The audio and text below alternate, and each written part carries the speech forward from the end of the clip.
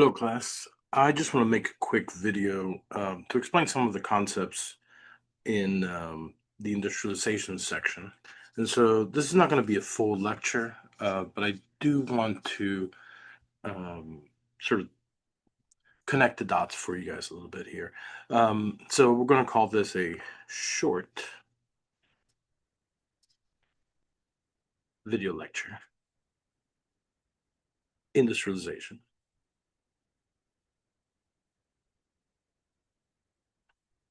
And Populism, Progressivism.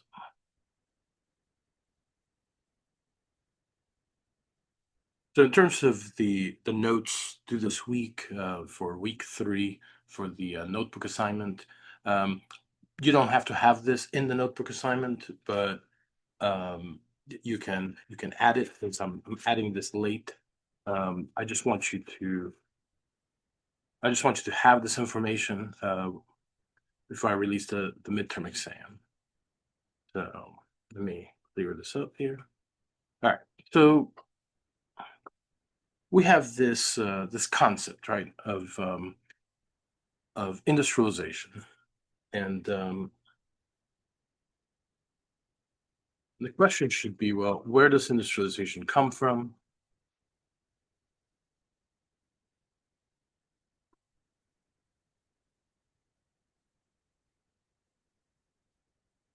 And what does it lead to?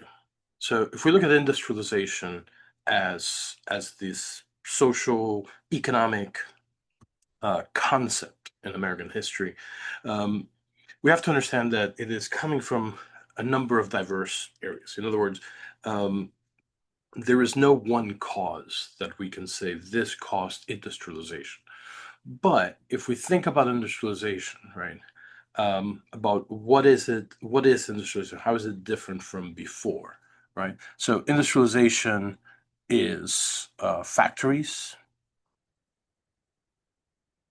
It is labor. It is urbanization. It is steel. It is oil. It is electricity. And with it, it is all of these things coming together that define what we call industrialization. Technically, this is the second industrial revolution. Technically, the first industrial revolution is where we see the use of steam, the use of coal, and by the end of it, the rise of railroads. And so, and that's really a late 1600s, 1700s movement, mostly focused in Northern Europe. The Second Industrial Revolution will also begin in Europe in the mid 1800s, and then it'll spread to the United States. And so the United States, by the end of the 1800s, by the 1890s, 1900, the United States is a leader of the Industrial Revolution, of the Second Industrial Revolution. But the movement definitely begins in Europe. And so I want to take a few things here. First of all, we should note that the factories here are really a consequence of labor, urbanization, and steel. And so even though factories are the most notable representation of industrialization, they're really just a sort of the most outward physical manifestation of what is essentially dense urban living with available labor supply and the use of steel, which is very important that steel is in the mix. And then making all that possible is a shift also away from the use of water or rivers and waterfalls and so forth as the primary fuel for the mechanization of factories. In other words, Once we have oil and electricity is refined by the work of Nikola Tesla and Thomas Edison, um, these two together, the invention or the innovation of electrical generation, along with um, the use of oil as a fuel, as an energy source for that electrification, means that now you can have factories everywhere. And so this will the availability or the use of oil and the availability of electricity across the country will separate the factories from large rivers um, and sort of more obvious sources of energy, like steam, for example, or wind, for that matter, in the case of windmills and so forth. And so when we talk about the second industrial revolution, we're talking about a shift in production from workshops. This always happens. The shift in production from workshops to factories, and that shift in production, right, um, is made possible by the availability of labor, the urbanization of that labor, the density of that labor, and the use of steel for production. Um, and then when you add electricity burned or created, generated from the burning of oil, and by the way, hydroelectric power is still going to be very important, and we'll see the development of major dams in the near future, in the early 1900s, for electrical production. And so, hydrologic power is not out of the question here. But at the individual level of the individual workshops or factories, we do see a shift away from that to directly to oil or electricity.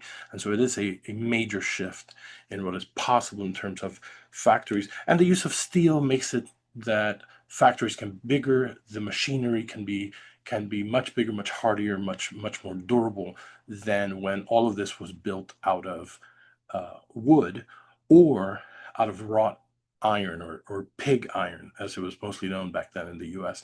And pig iron is very tough, but it's brittle. Steel gives you the certain advantages. One of them is flexibility and tensile strength, while at the same time giving you a much stronger material for other purposes, and it's not brittle. In other words, steel doesn't typically um, crumble like or explode in the case of wrought iron when placed under pressure. So let's take a look at those things in particular. Um, I said in the previous video that I needed to connect Western migration, um, the Western history to industrialization. And there's some very important links here. First of all, in the case of um, of steel. Now, to get to steel as as a product that can be used for manufacturing, as a product that can be used um, for different kinds of, um, of building projects, bridges, and so forth. Um, it's important to note that steel existed already. What we consider to be regular, um, not stainless steel necessarily, but regular steel. In other words, once we move away from iron or wrought iron or pig iron, that move requires a new production process, and that's known as the Bessemer process.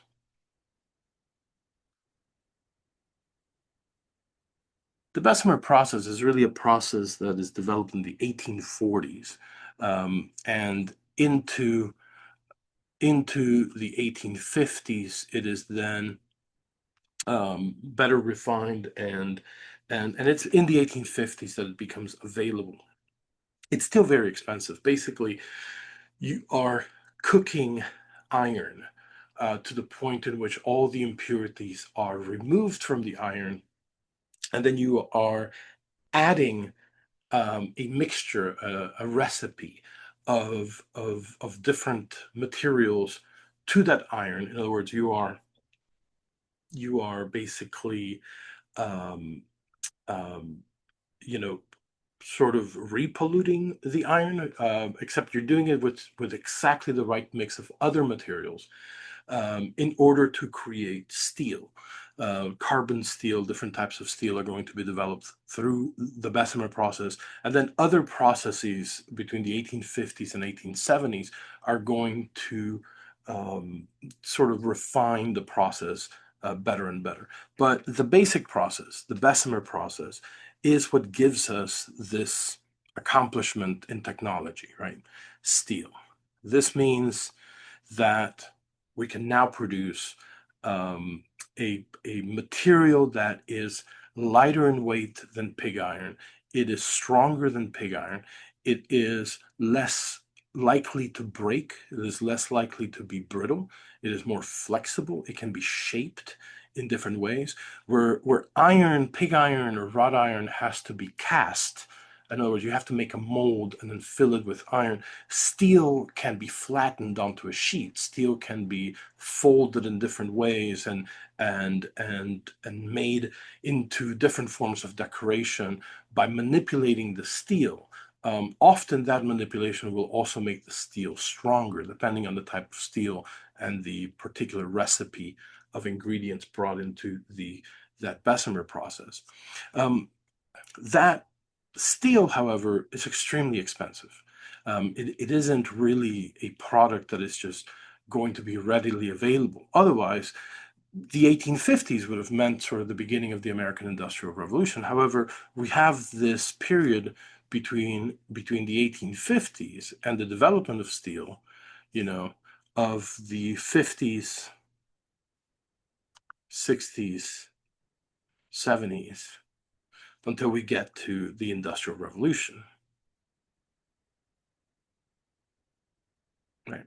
Which I would date right around the mid 70s if I had to put a beginning point on it. But that process is continuing um, towards a point in which steel is the primary building material, the primary material of machinery.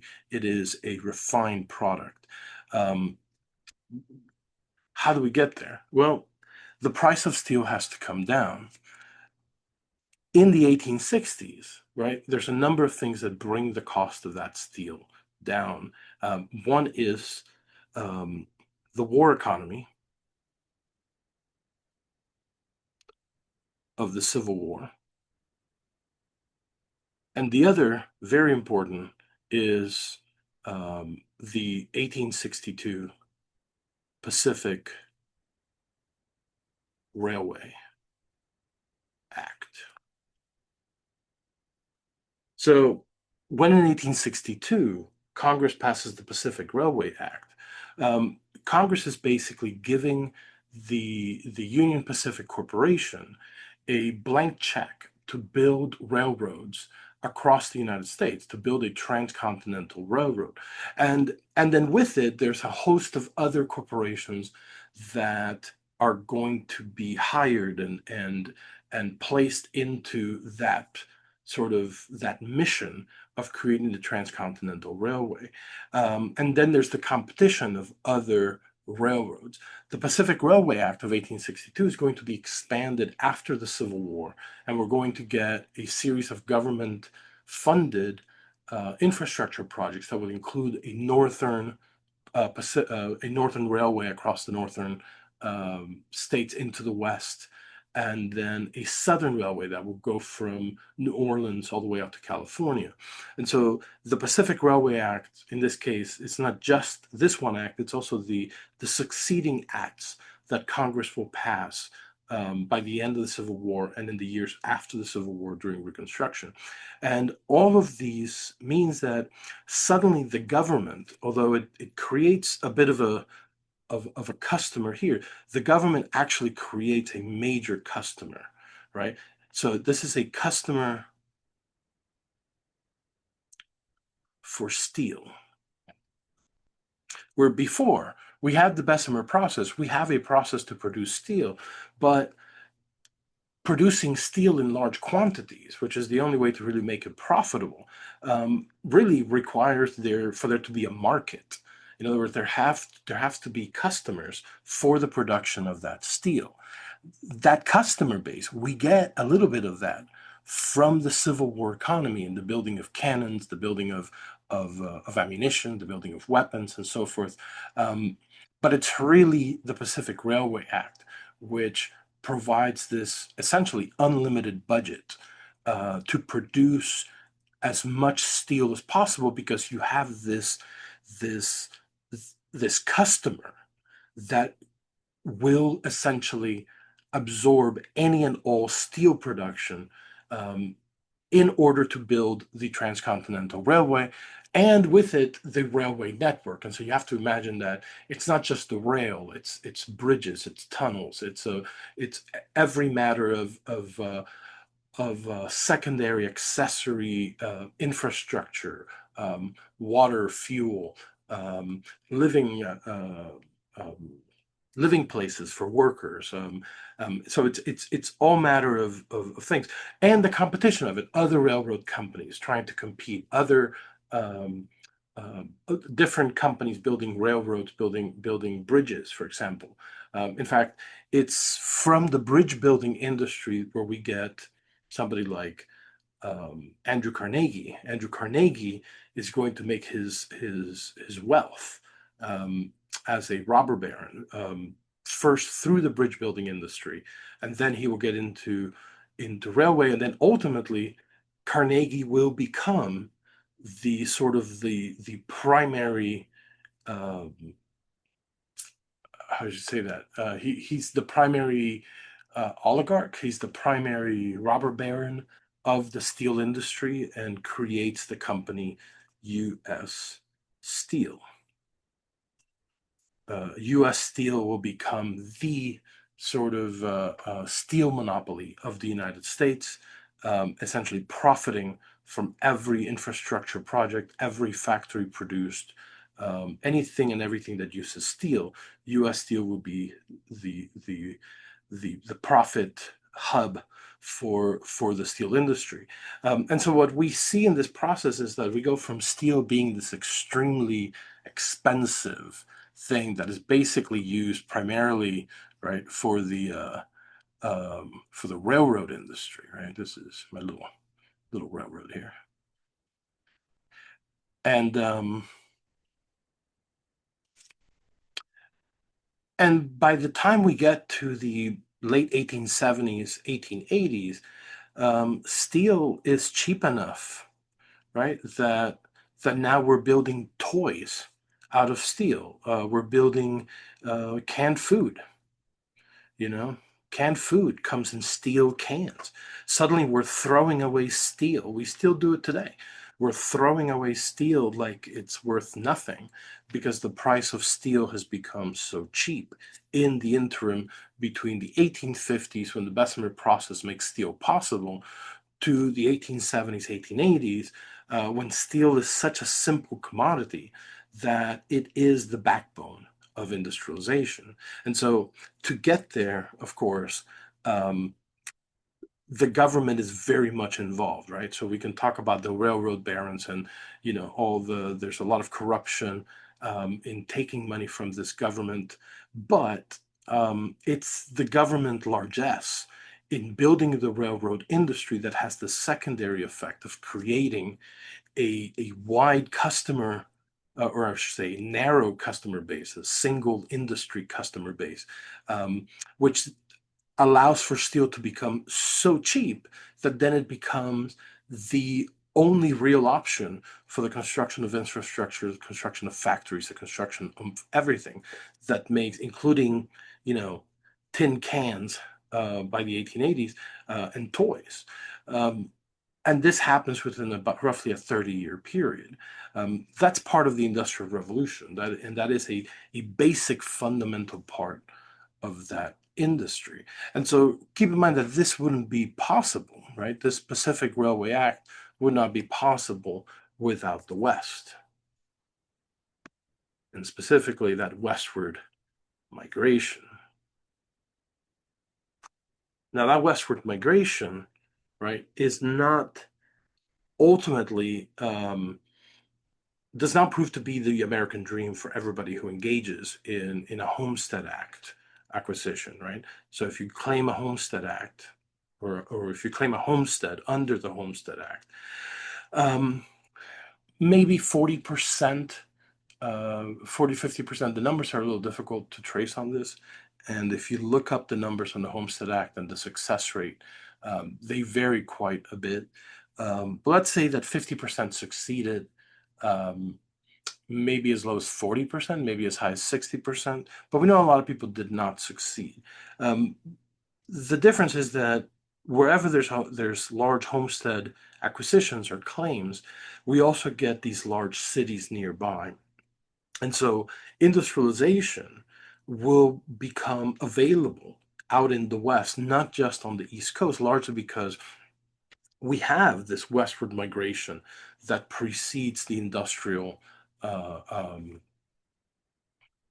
the industrial expansion, right? So the westward expansion precedes the industrial expansion, and that expansion then allows for the creation of urban centers because of the internal migration of rural workers, people out in the countryside who are unable to successfully claim their homestead and are forced into working for others or moving away from the countryside into small towns, which very quickly, thanks to the railroad, thanks to the larger process of industrialization, suddenly themselves become hubs of economic activity away from the traditional large cities of the East Coast or the growing coastal cities of the West Coast.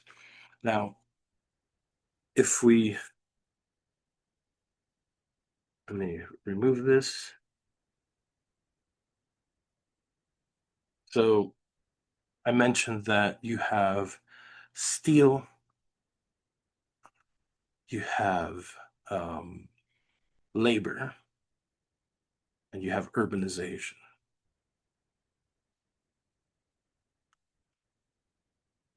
Now, the use of steel allows for mechanization, meaning I can use machines, I can use tractors, I can use all sorts of machinery to get work done. That's going to lead to the displacement of labor, right? So mechanization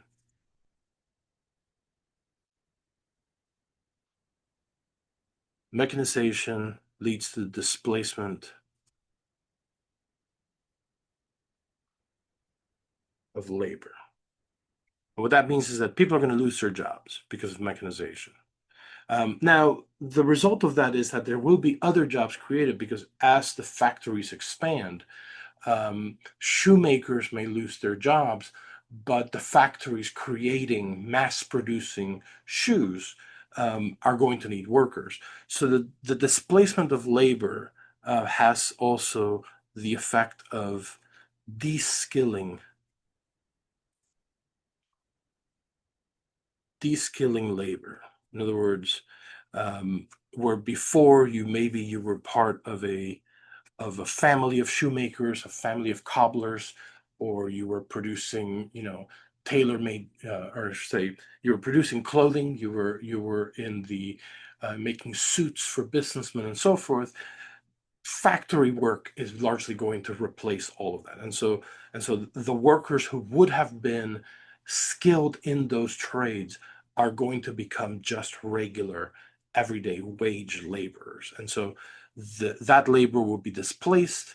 The labor will be de-skilled essentially, and so this also creates cheap labor.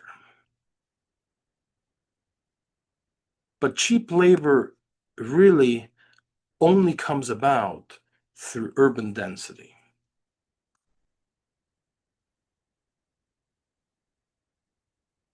Right? Meaning more and more people living in the same area, in the same close places. And so mechanization is going to not just displace workers in the cities, but it's also going to displace farm workers. I'm going to put here, including farm.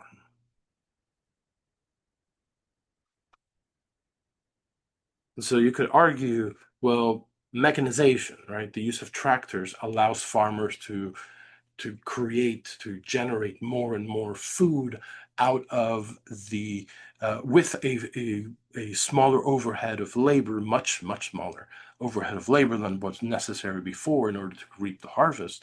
But what it also means is that all of these people that used to live in the countryside can no longer afford to live out in the countryside because there are no jobs for large numbers of people.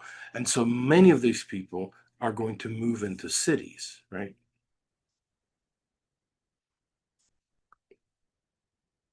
So city living is going to become increasingly the norm in the United States. And so depending on who's doing the numbers again, um, the US population is mostly urbanized by the 1920s. So we're not yet in the late 1800s at a point in which most people live in cities, but the trend is definitely there that city living is becoming the majority. Right. And with more and more people moving into the cities, you end up with urban density, and urban density makes labor cheaper.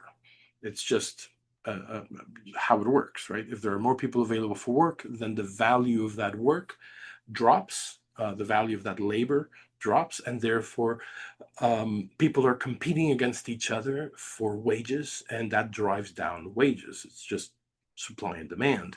And so that source of labor is going to be really important for factory work, even though mechanization allows for so many things within a factory setting, such as the use of an assembly line system, the use of repeatable and much more accurate tools that can produce goods in large mass quantities. Um, it also requires labor. It requires label to put labels on the cans. It requires labor to move the cans across the factory floor. Where mechanization is not robotization. This is not automation. Mechanization just means the use of higher ordered tools for work, and that means that the large corporations can basically buy cheap labor to use those tools in order to create more work. And so if we look at what happens in the cities and what happens versus the countryside, we then get two different movements from this, right? So let me keep mechanization here. So in the same way that mechanization, right, allows um, for the use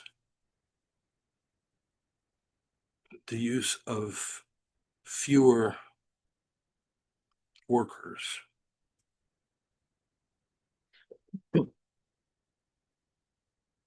It also means that, let's say that if you have more money and you own this farmland, you can mechanize faster.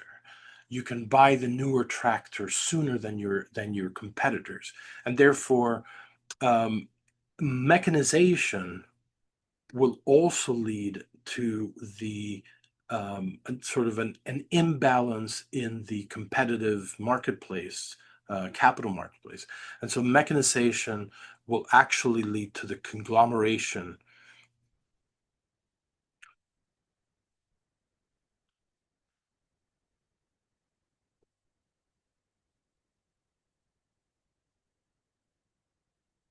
conglomeration of rural lands, meaning fewer and fewer owners with larger and larger tracts of land.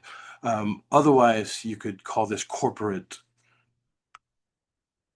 agriculture,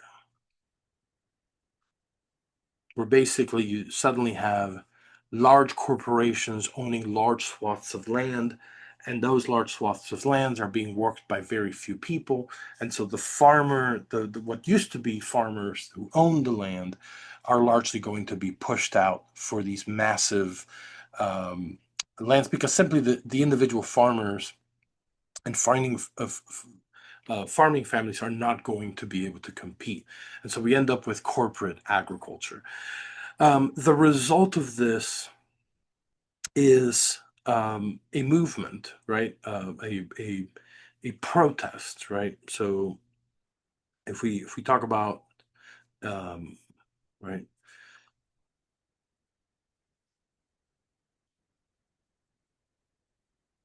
right, the protest against this comes in the form of populism. And to understand populism, read the latest chapter in Populism, and chapters 20, or the excerpt of chapter 20 that I put up in the module.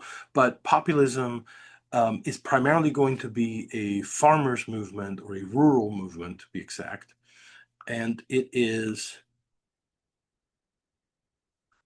a movement that is going to be sort of called anti-capitalist,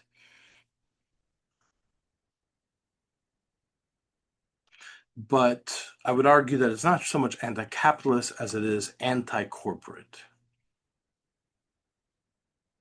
And so there is a great document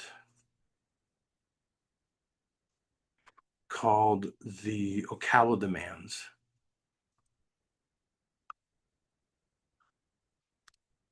which explains sort of the positions that are going to be taken by the populist movement. Okay. Now, if we look at this, so this is a movement, this is a rural movement, right? Countryside.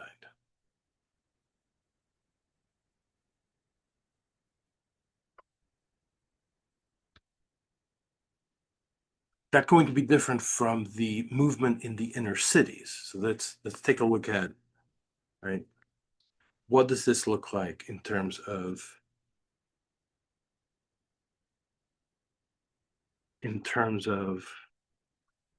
the cities.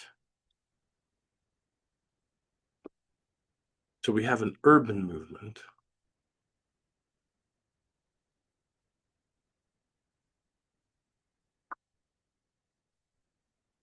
It's a city-centered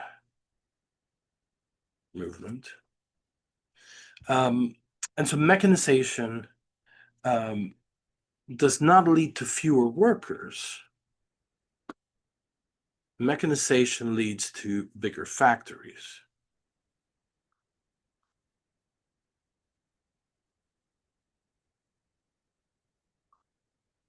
And bigger factories need more workers. Now, you would think that because there's bigger factories opening, that there would be this rise in salaries, right? Because if more workers are needed, then the sort of the logic would say that people would get paid more, as these factories sort of fight for the workers. The problem is that most of the population doesn't live in the cities. Most of the population lives out in the countryside. They're doing rural work, and so the migration away from the countrysides, because of the mechanization, because of the rural problems created by urbanization, by industrialization, means that there is a rural to urban migration. And that rural to urban migration is greater than the need for workers. Okay.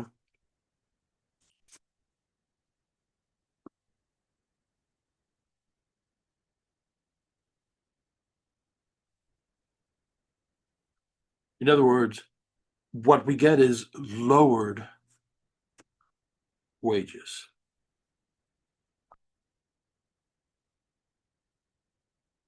Now, this rural to urban migration, right? What we're talking about here is largely American citizens moving away from the countryside into the inner cities in order to find work, um, and so this is the displacement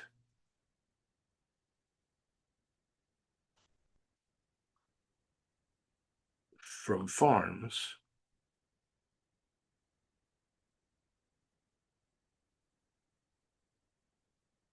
leads to that migration. That migration is greater than the need for workers, and therefore we end up with lowered wages. On top of that, there is a European migration as well. And this is largely made up of workers who are being um, who are being um, who are falling out of the European economy, people who are looking for better conditions, better working conditions, because industrialization in Europe has already been going on for at least 50 years.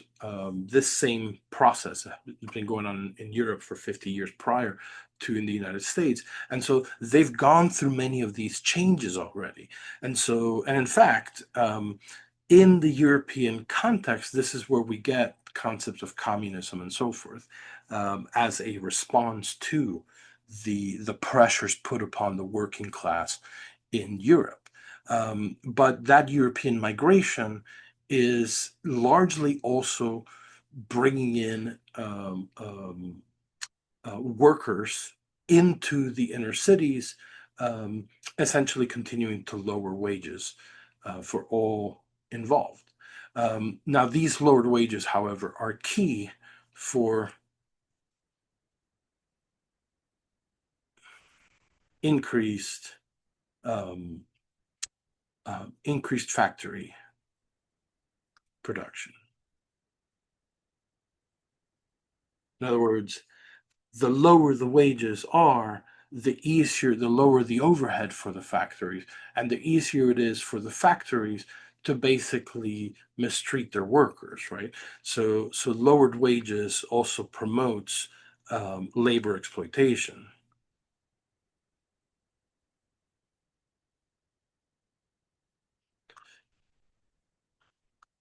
And that labor exploitation is going to have a response in the form of a protest movement.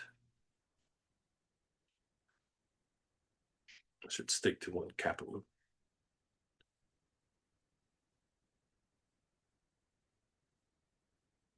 And these protest movements are going to come in two forms. One, as labor unions, the organizing of labor, and also in the form of what we call progressivism.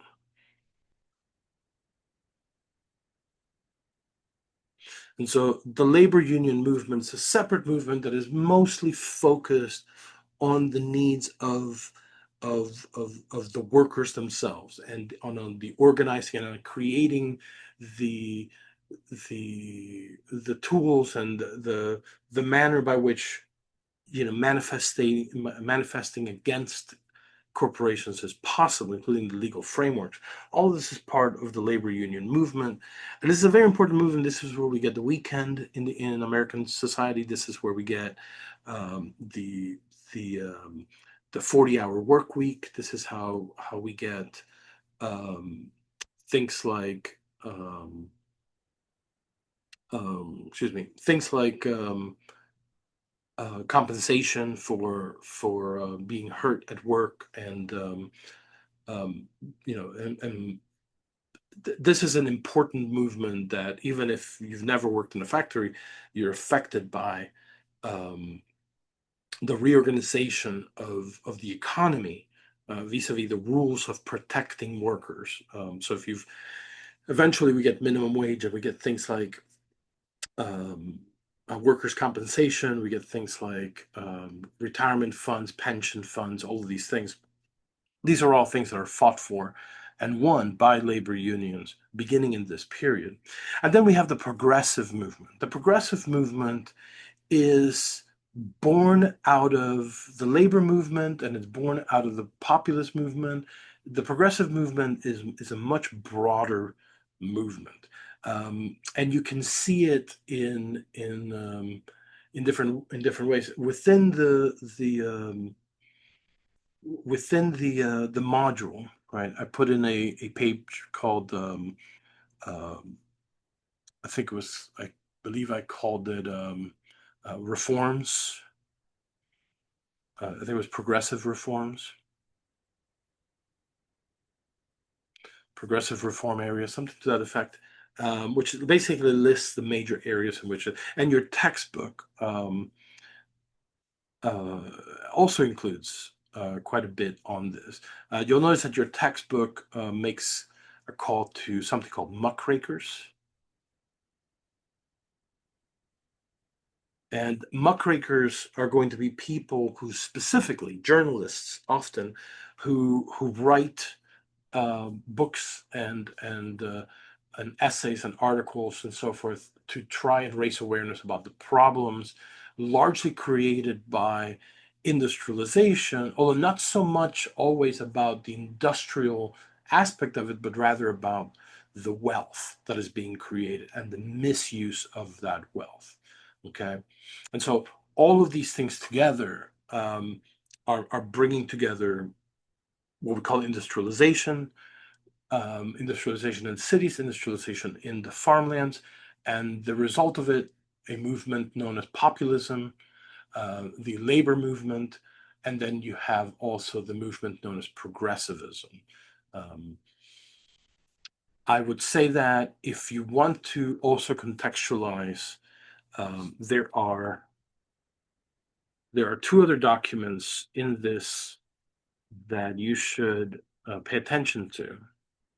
One is mentioned in your textbook, and I put up an excerpt of it, which is um, Andrew Carnegie's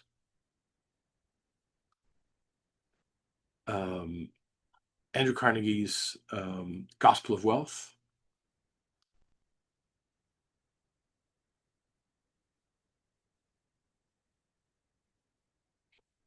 And also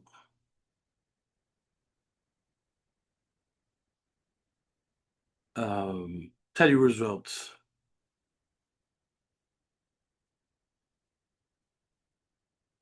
speech. I believe it's a 1912 speech, which is also in the module.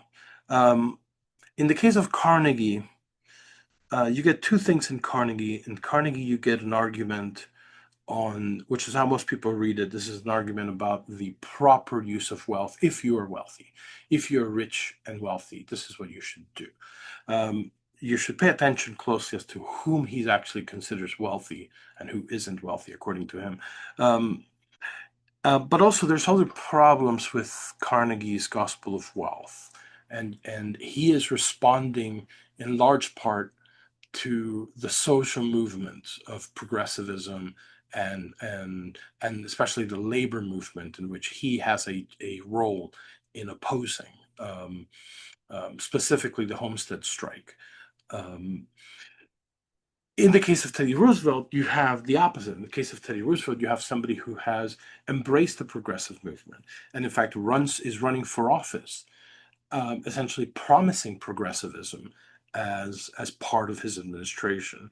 And so it's a very interesting. These are very two different takes on the progressive movement in particular, and I think those, you need to read those. Keep in mind that they're both essentially sort of criticizing aspects of society as they are making their points. But one point is definitively against progressivism, although it's harder to tease out because he's he's being very specific in what he wants to say and not say. And Teddy Roosevelt is also being very specific, but he's also being very aspirational in what he hopes to accomplish as president. And so you'll get a lot of the ethos of progressivism with Teddy Roosevelt. Um, and so you should read those also.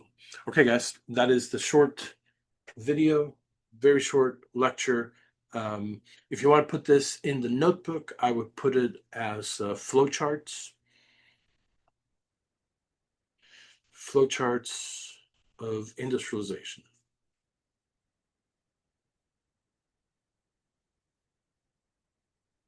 Okay. All right, guys. Have a great day.